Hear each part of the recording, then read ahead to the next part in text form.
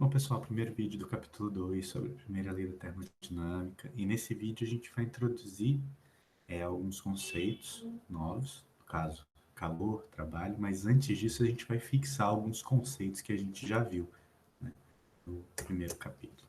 Tá?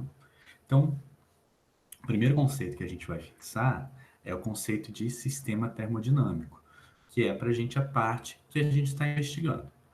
Um sistema ele pode ser classificado como um sistema aberto, um sistema fechado ou um sistema isolado. Tá? Eu já volto a falar dessas classificações. A fronteira do sistema, né, é a superfície, que pode ser física, né, real ou abstrata, que delimita o sistema termodinâmico. Essas fronteiras podem ser adiabáticas ou diatérmicas. Tá? E, por fim, vizinhança do sistema é a parte de fora do sistema que pode sofrer ou exercer ação do sistema ou no sistema, tá? Então, assim que se define o sistema, a fronteira, a gente pode pensar na vizinhança. Então, se a gente está dizendo aqui, nosso sisteminha aqui, eu crio uma fronteira para ele. Toda a parte externa é a vizinhança, ok? Voltando à classificação, sistema aberto, né, é aquele que pode trocar massa e ou energia com a vizinhança. O sistema fechado, ele não troca massa, mas ele pode trocar energia. Já o sistema isolado é aquele que não troca nem massa, nem energia. Tá? Fronteiras adiabáticas são aquelas que não permitem a passagem de calor. Tá? E a diatérmica é aquela que permite a troca de calor. Ok? Então, nossa representação aqui, ó, sisteminha, a fronteira dele, a vizinhança. Aí, como eu já falei, ó, o aberto ele pode permitir a troca de massa e de energia com as vizinhanças. Fechado não troca, pode trocar energia, mas não troca massa, certo? E isolado não troca nem massa, nem energia. A gente também viu, né, nos capítulos passados, o que eu chamo de variáveis de estado básicas, né? No caso, a temperatura, volume, pressão e massa, né? A gente usava, na verdade, no lugar da massa, o número de mols, mas eles são conceitos que são correlacionados diretamente. A variável que correlaciona eles é justamente a massa molar, tá? Isso são quantidades físicas que são mensuráveis e que descrevem o estado termodinâmico. Mais uma vez, estou falando de estado, certo? As variáveis podem ser divididas em variáveis intensivas e extensivas. Uma variável extensiva é aquela que depende da massa, certo? Então, a massa depende da massa, óbvio, né? O número de mols também, assim como o volume. Se eu tiver 100 gramas de água, eu tenho um determinado volume. Se eu tiver 200 gramas de água, eu tenho o dobro daquele volume, né? Pensando que elas estão na mesma temperatura e pressão, tá? Então, uma variável extensiva é uma variável que depende da massa, depende da quantidade, né, de matéria no sistema de estudo.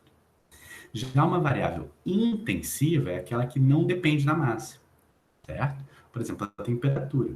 Se eu tiver 25 gramas de água a 100 graus Celsius ou 200 gramas de água a 100 graus Celsius, não importa a massa, a temperatura ali é fixa, certo? Para aquela fase como um todo, né? Pressão também é assim. O volume molar, que na verdade é a razão entre o volume e o número de mols, tá? A densidade, que é a massa sobre volume, tá?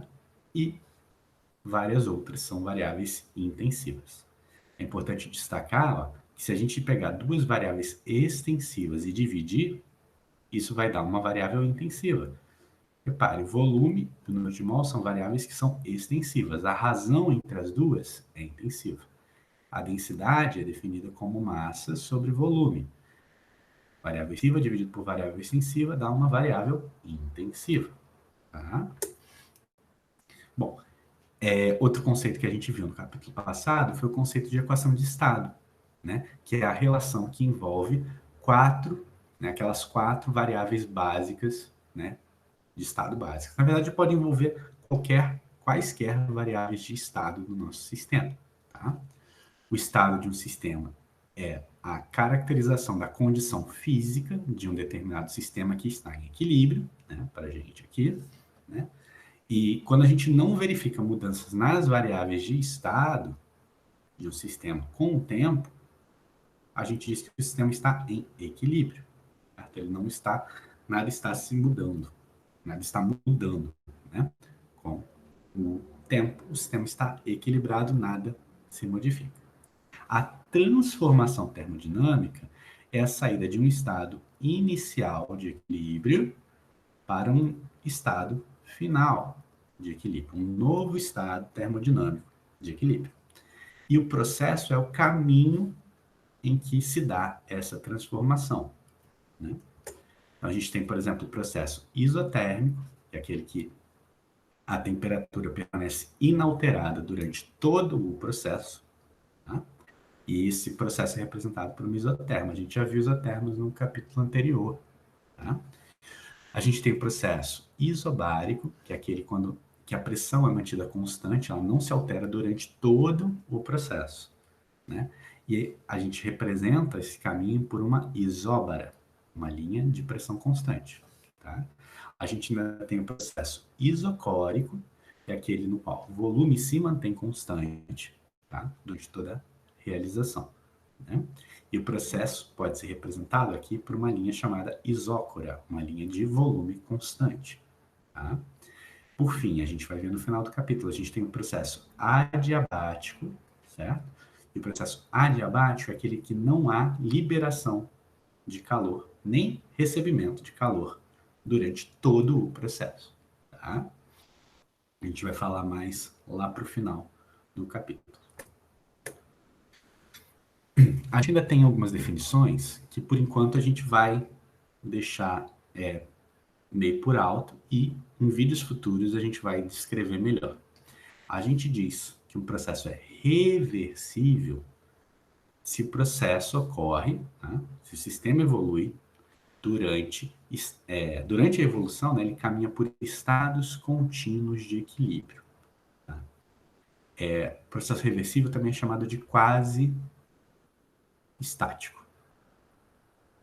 Tá? Tá um pouco vago essa definição, vai ficar mais claro quando a gente chegar lá no terceiro ou quarto vídeo desse capítulo, mas para a gente ter uma ideia, o processo reversível é aquele que é sucedido, né? Ele é uma sequência de pequenas modificações no nosso sistema, tá?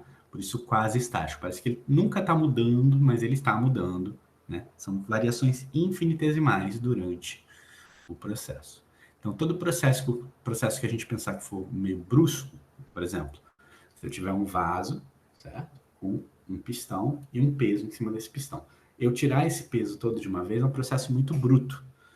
Se eu tirar esse peso, né, a pressão vai ter um desequilíbrio de pressão dentro com o exterior, e aí o pistão vai subir até atingir um novo estado de equilíbrio. Esse processo, né, ele é um processo irreversível, né?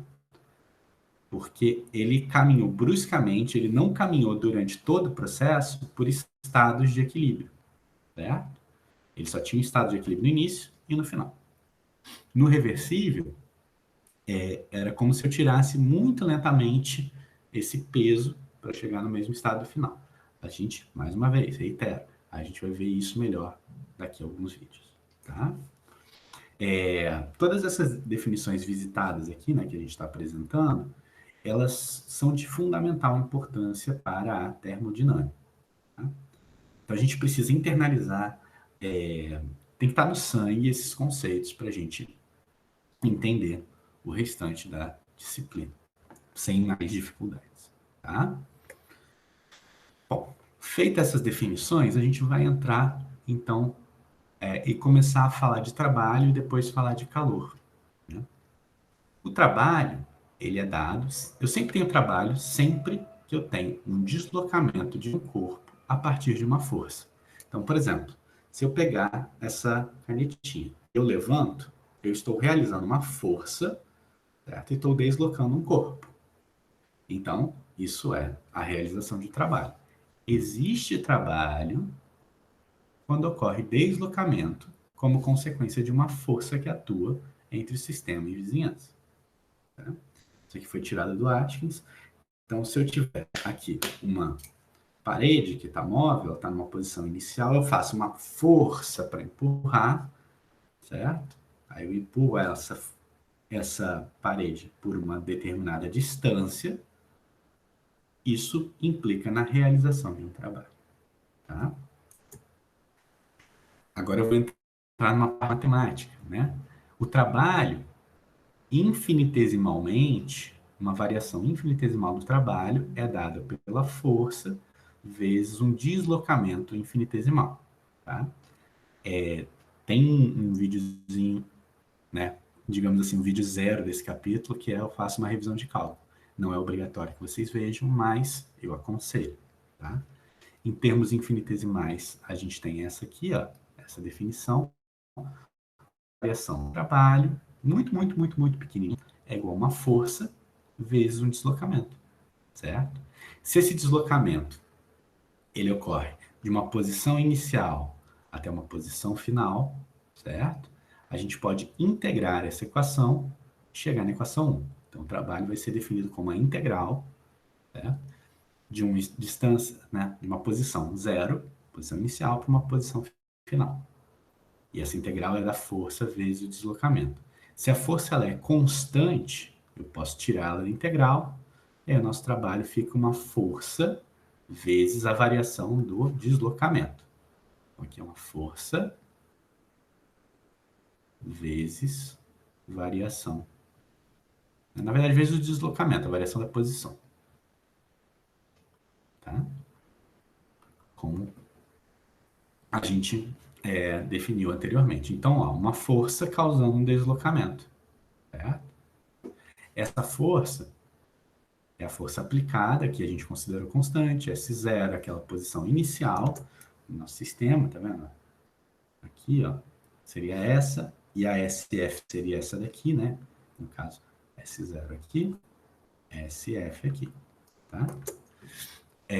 A posição final, ΔS, é o deslocamento realizado, tá? Na verdade, esse S aqui tá maiúsculo, deveria estar minúsculo. A gente deixa nas mesmas unidades.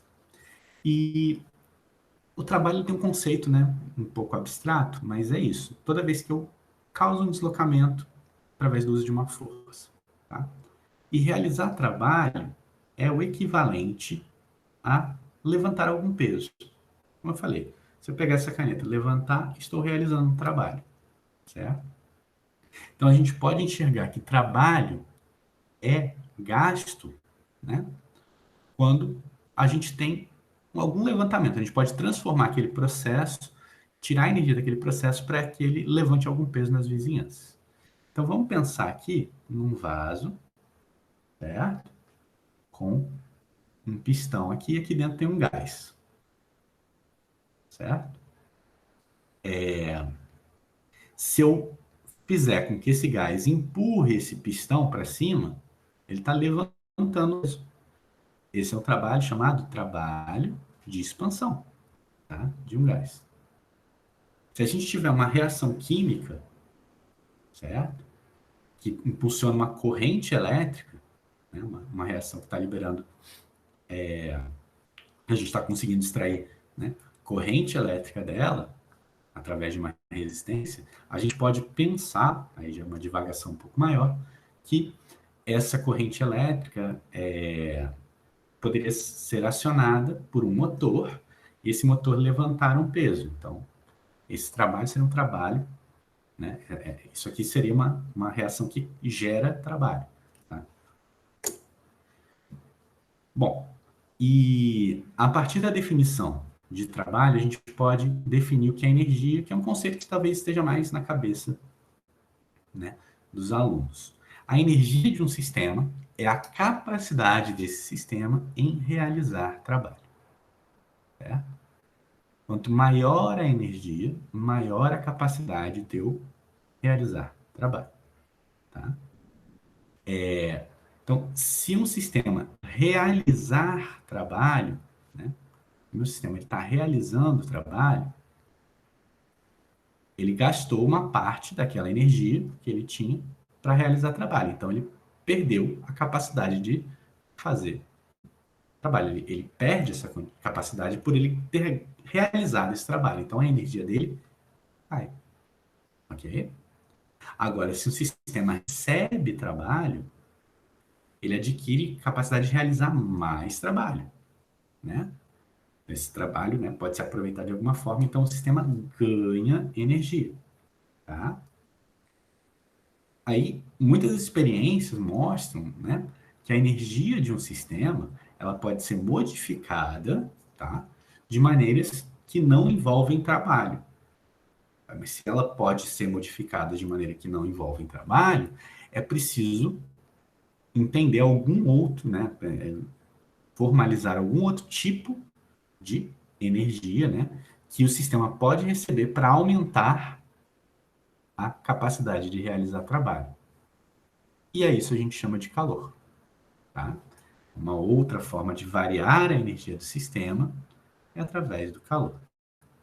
É importante a gente frisar que, se eu pensar no meu sistema e na minha vizinhança, né? Tá aqui vizinhança, vou botar de azul, certo? Calor e trabalho são formas de troca de energia, né? Que se dão pela fronteira. Então, o sistema troca com a vizinhança e a vizinhança troca com o sistema, tá? A energia é algo do sistema, é algo da vizinhança, é algo do... Não é da fronteira, e sim da região, né, que eu estou estudando, ou das vizinhanças, uma região maior, tá? Voltando, o calor agora para a gente, para minha linha preta. Então, quando a energia de um sistema ela se altera como resultado, por exemplo, da diferença entre temperatura do sistema e da essa energia foi transferida na forma de calor. Mais uma vez, ó, entre sistema e vizinhança, então é na fronteira, é na interface, né, de separação entre o sistema e a vizinhança. Tá? Então, por exemplo, o meu sistema ele é um corpo que está a 30 graus Celsius. E digamos que a atmosfera ao redor dele está a 25 graus Celsius. O que vai acontecer espontaneamente? O meu sistema vai perder calor, de modo que a temperatura dele diminua. E essa energia que ele está perdendo energia, essa energia é perdida na forma de calor justamente devido à diferença entre a temperatura do sistema e da vizinhança. Tá?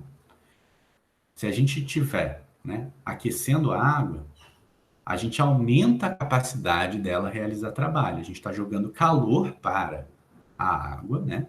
E está aumentando a capacidade dela de realizar trabalho.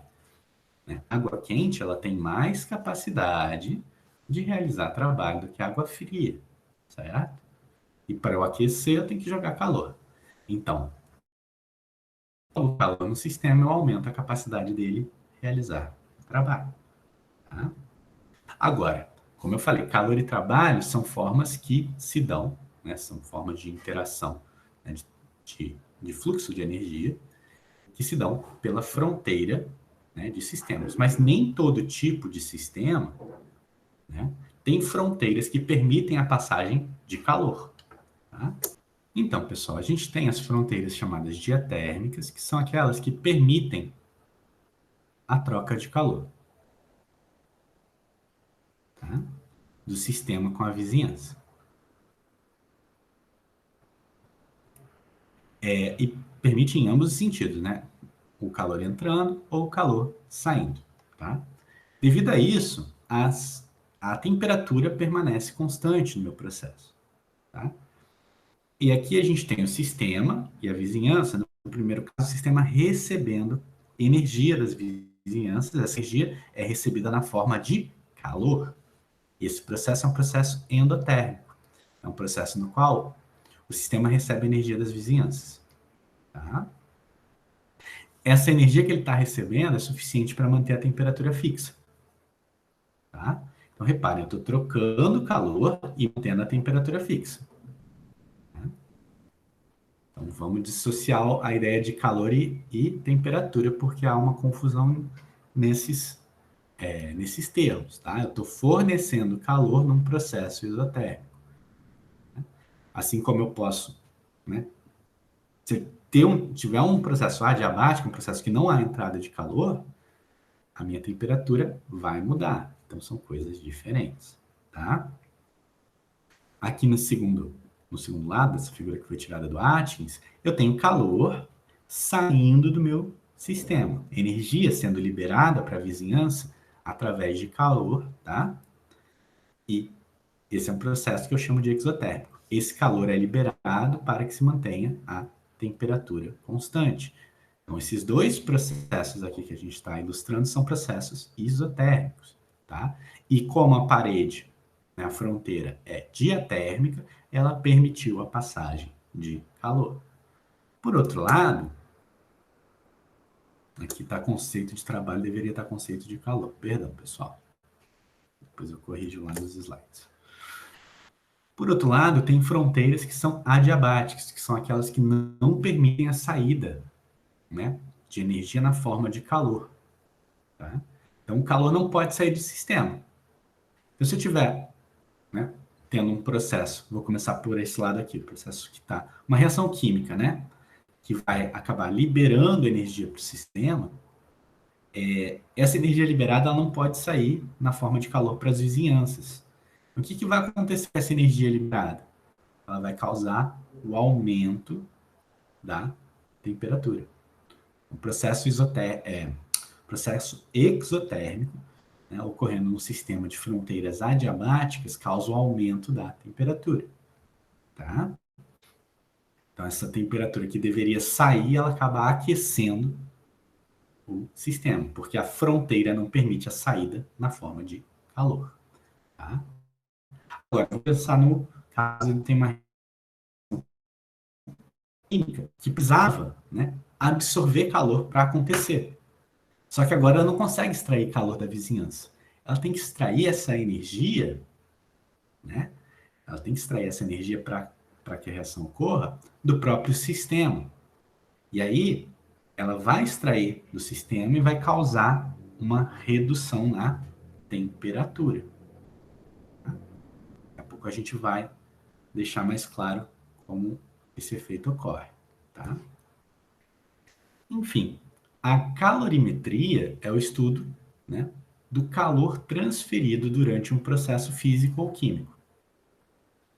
Calor, ele tem, né, para gente, unidades de caloria, né, calor, energia, trabalho, tudo vai ter essas unidades aqui de ou caloria, tá, que é definida como uma quantidade de calor necessária para elevar a temperatura, né, da água de 1 grau, em 1 grau Celsius, né, de 14,5 para 15,5 graus Celsius, né, exatamente 1 ml.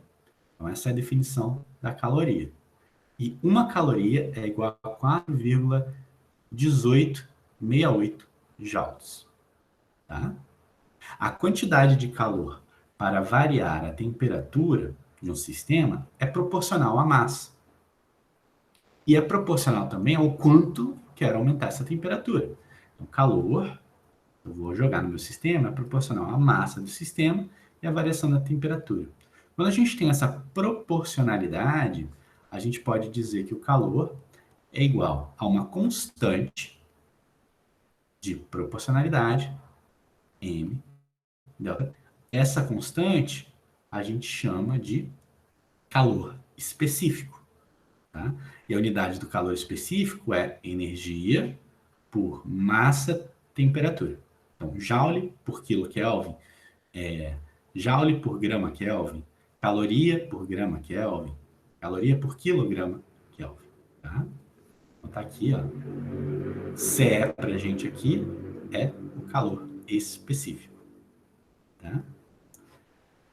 Bom, falamos de calor, falamos de trabalho, e eu vou tentar, olhando microscopicamente, tentar diferenciar esses efeitos.